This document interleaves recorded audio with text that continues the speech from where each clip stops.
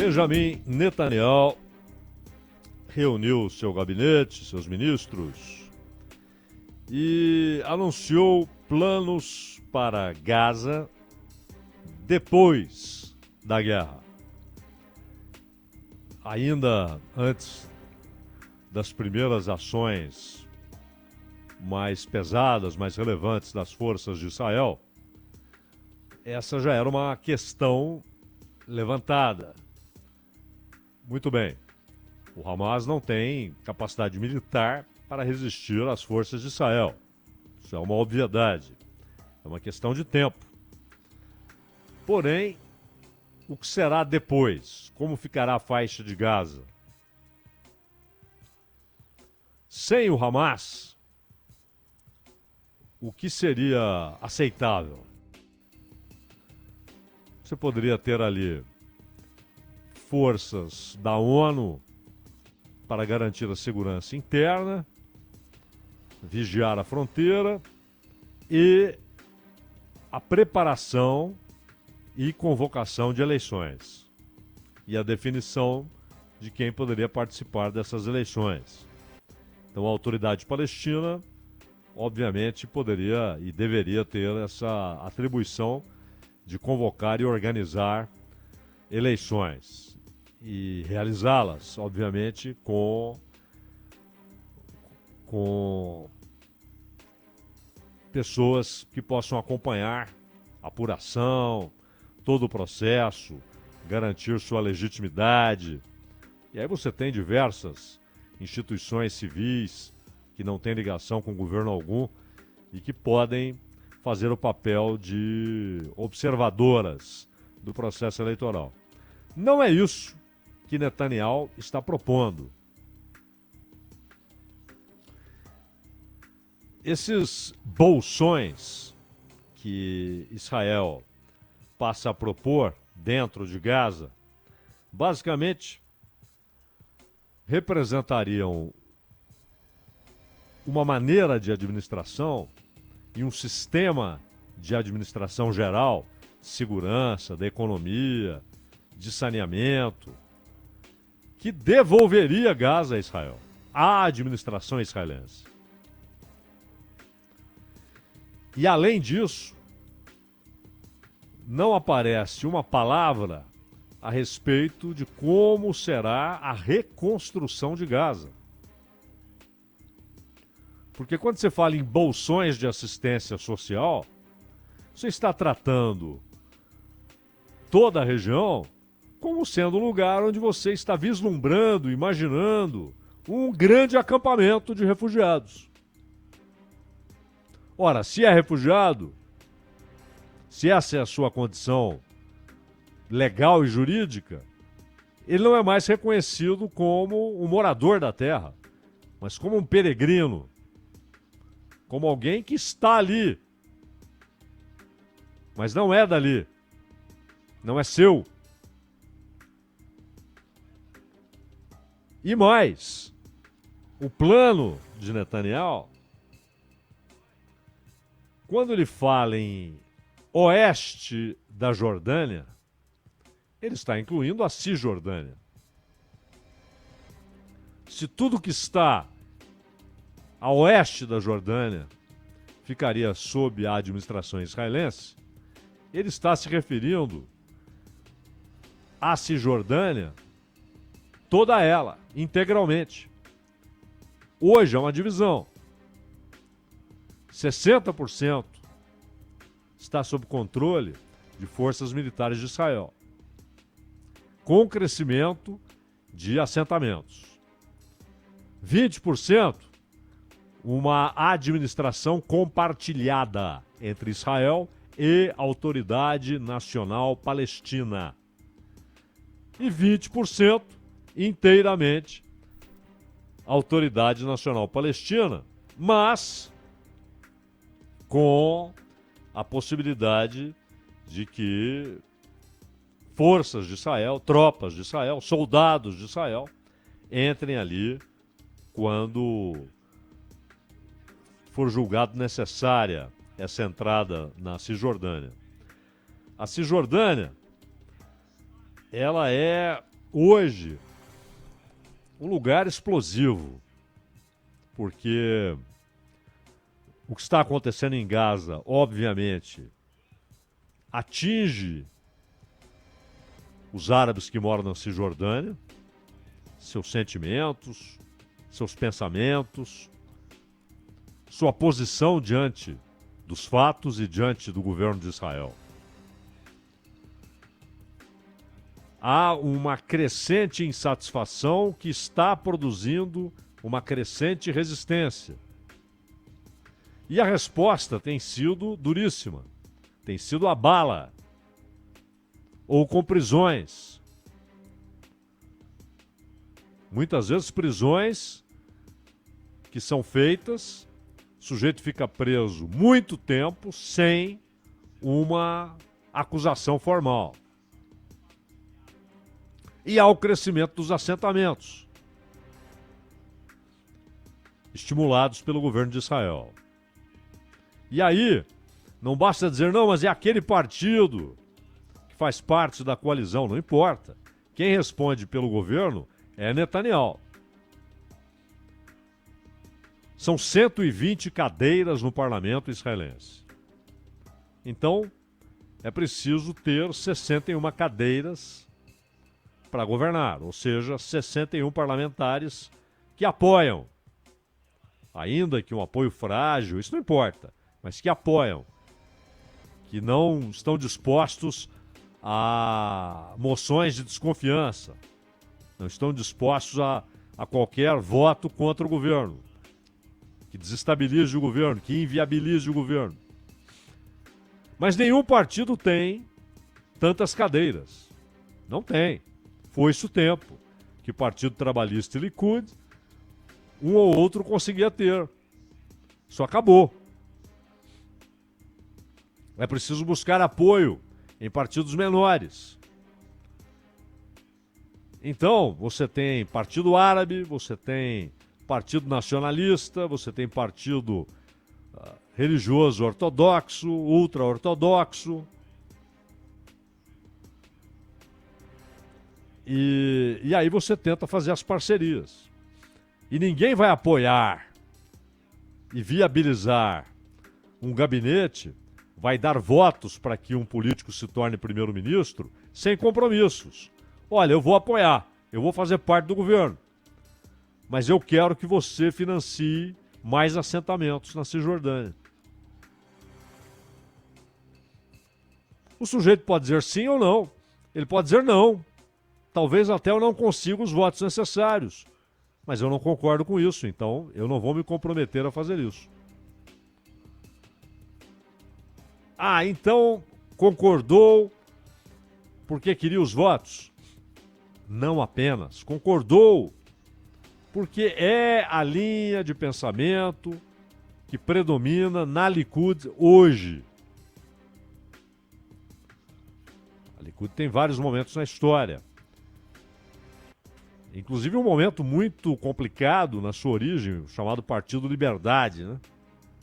Que foi criticado por gente como Einstein, que era judeu, e Hannah Arendt, também judia. Uma pensadora importantíssima no século XX. E o Einstein, até pelo prestígio que tinha, quando colocou a sua assinatura numa carta divulgada, publicada pelo New York Times em 48, criticando o Partido Liberdade, ali ambos já mostravam preocupação com os valores daquele partido que depois virou a Likud.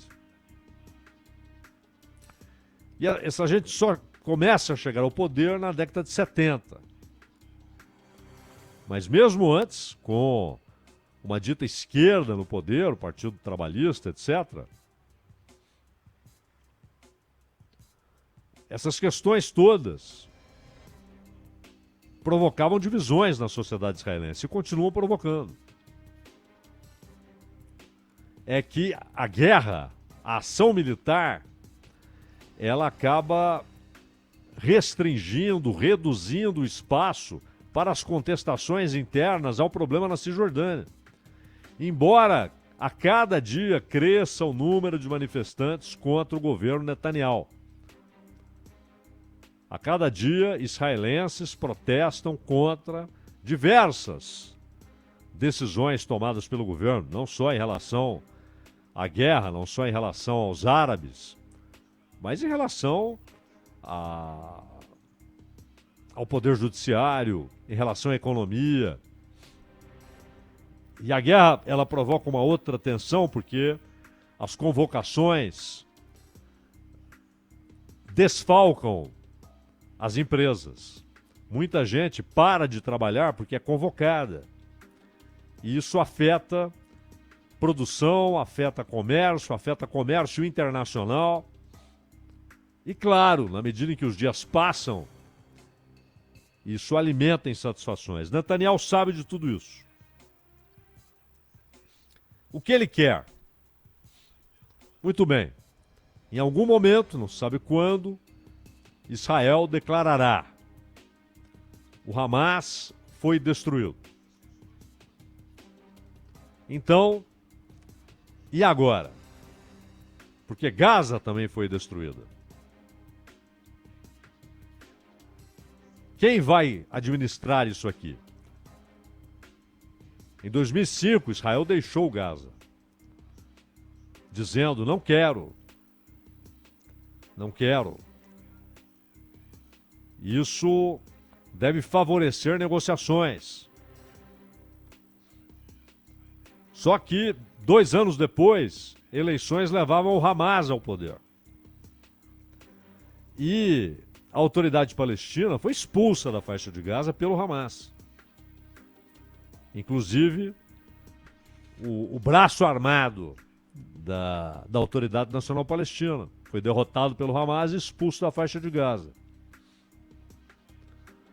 Ora, derrotar o Hamas, inviabilizar sua reorganização, pelo menos por décadas, deveria significar a possibilidade de o povo de Gaza organizar uma eleição e não perder sua autonomia, seus recursos. Determinar, inclusive, o que funciona e o que não funciona na faixa de Gaza. Quer fechar, inclusive, a agência da ONU e a propagandistas do governo Netanyahu que tratam essa questão da agência da ONU. 30 pessoas estão sendo investigadas porque participaram ativamente do ato terrorista do Hamas no dia 7 de outubro. 12 foram exoneradas. Não tem mais vínculo com a agência da ONU, que de resto está paralisada, porque não recebe recursos. E paralisar a agência significa fechar escolas, hospitais, inviabilizar a entrega de ajuda, comida, remédio, roupas. Todo o trabalho humanitário feito pela agência. Você tem 30 caras, porque no total são 13 mil pessoas trabalhando ali. 30 de 13 mil e você quer fechar a agência? Porque é sempre bom lembrar, esses 13 mil não são funcionários da ONU. É gente contratada. Você pode chegar à conclusão que um grupo considerável ali tinha ligações com o Hamas. Por enquanto, são 30. Não adianta ficar inflando o número. São 1.200. Não fique inflando o número. E aí, se forem 100, se forem 1.000, se forem 1.200, você desliga toda essa gente. Elas podem, inclusive, ser processadas se participaram de atos criminosos. Mas você não desmantela a agência. E aí, diz o Netanyahu, e passa a trabalhar com grupos de outros países, agências internacionais não ligadas à ONU.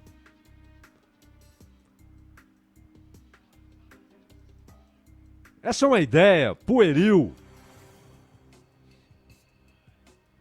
Pueril. E quem escolheria? O governo de Netanyahu? Mas ele quer que a administração da ajuda, e aí entram os tais bolsões, seriam bolsões humanitários. Quem administraria esses bolsões? Responde Netanyahu: civis de Gaza que não tenham ligação com Hamas.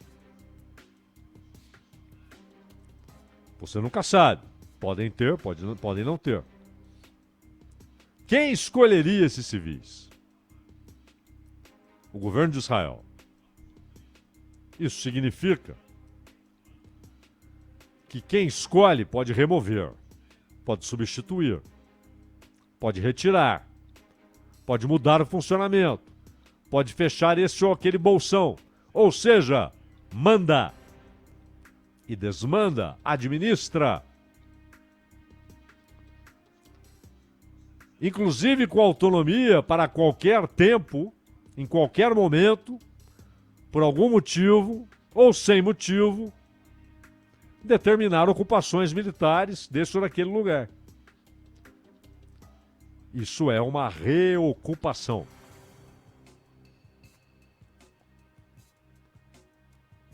O correto é: não há condição material. Não é que acabou a guerra e no dia seguinte Gaza volta ao normal. Não há normal. A rigor nunca houve. Mas hoje é a destruição.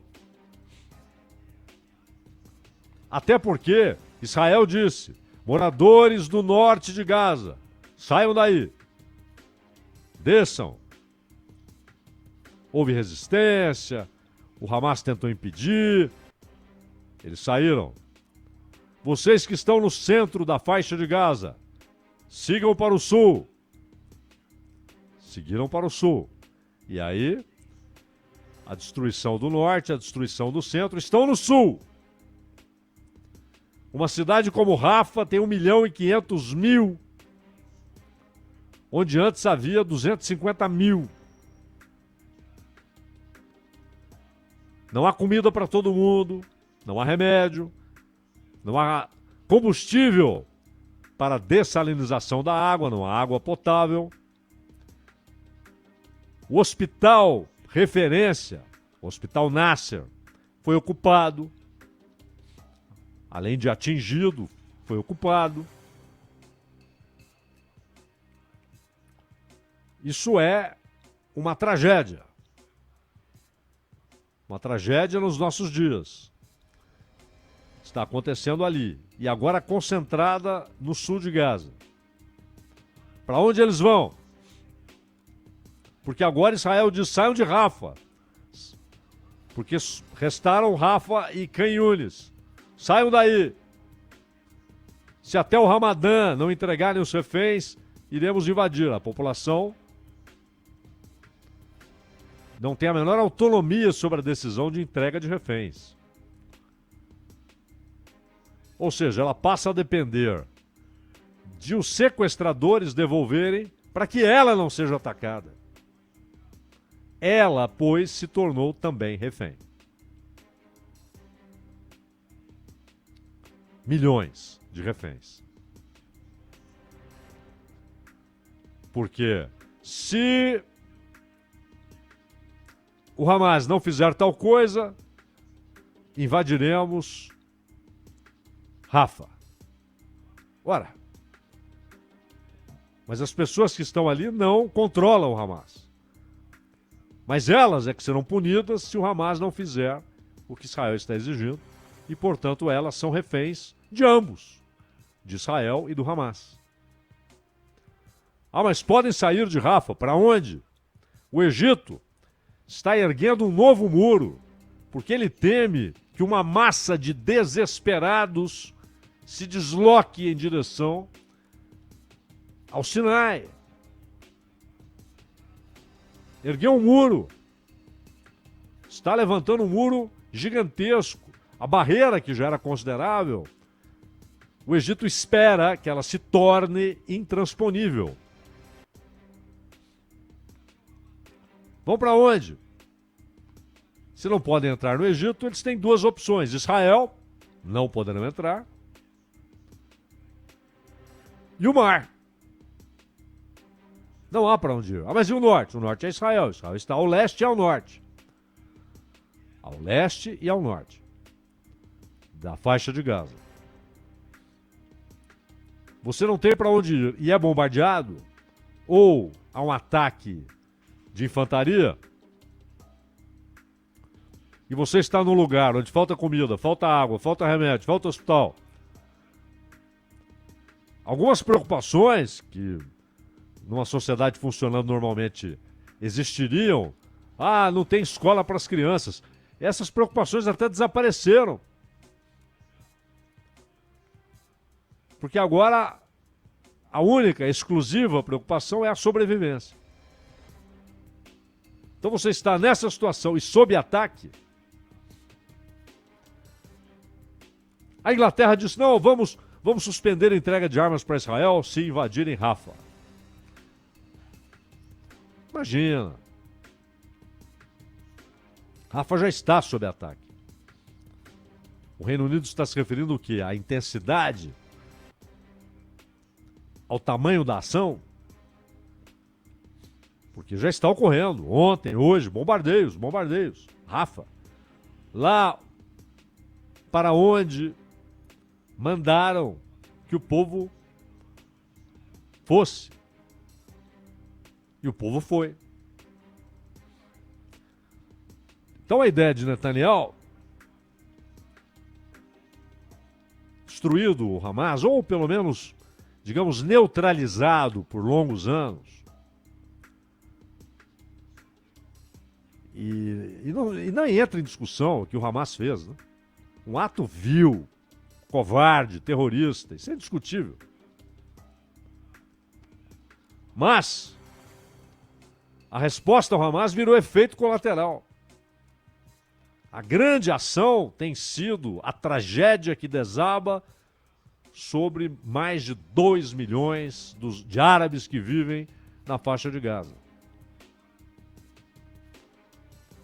E essa proposta do Netanyahu,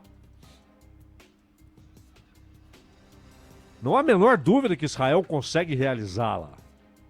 Mas não há a menor dúvida que ela vai gestar uma crise muito, muito maior. Ressentimentos muito maiores. E, portanto, o ambiente para o novo Hamas. E não só na faixa de Gaza. Aliás, o Hamas, ele não é um produto da natureza. O Hamas é um braço de uma organização que está em diversos países, que é a Irmandade Muçulmana. Ele nasceu da Irmandade Muçulmana. A Irmandade Muçulmana que tem seu berço no Egito. Por isso, o governo do Egito, que persegue a Irmandade Muçulmana, não tem relações com o Hamas, a não ser eventualmente para alguma negociação necessária. E agora Egito, Israel, Estados Unidos e Catar, muito obrigado, Manuel, voltam a se reunir na Europa, tentando estabelecer termos de um cessar-fogo. Isso é uma brincadeira. Todos os termos possíveis foram apresentados na ONU e vetados pelos Estados Unidos. Inclusive o mais recente, apresentado pela Argélia. Foi vetado. Agora, o que o Netanyahu está propondo, a rigor, vai desembocar numa reocupação. E se isso ocorrer de fato, essa reocupação será o berço de crises muito maiores. Meu caro Ronald Gimenez.